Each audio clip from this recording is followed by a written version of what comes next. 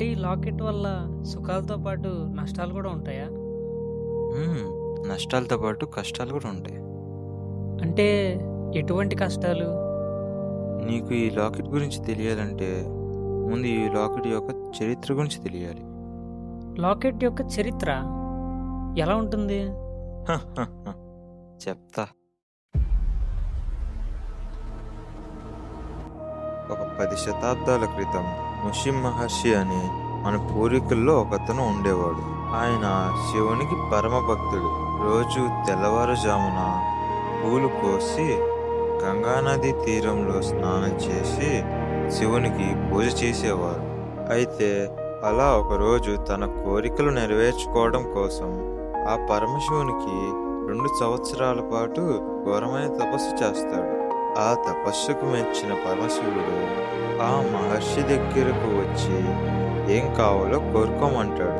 అప్పుడు మహర్షి ఒక ఆభరణమును చూపించి, ఈ ఆభరణమునకు కోరికలు నెరవేర్చే శక్తులు ఇవ్వమని కోరగా, దానికి ఆ పరమశివుడు నీ కోరిక నెరవేరుస్తాను మహర్షి, కానీ ఒక షరతు.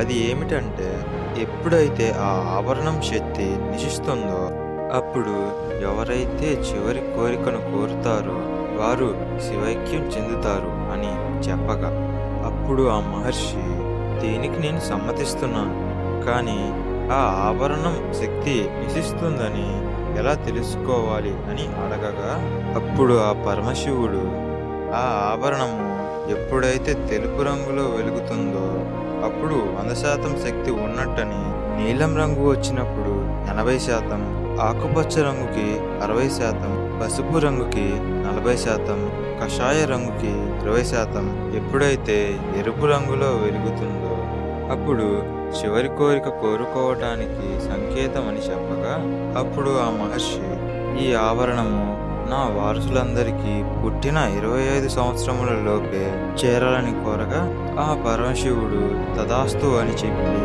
అదృశ్యం అవుతాడు. అలా ఈ కథను మన పూర్వీకులు తాళపత్ర గ్రంథాల్లో రచించి మన కుటుంబ వారసత్వానికి చెప్తూ వస్తున్నారు. ఇదే లాకెట్ యొక్క చరిత్ర.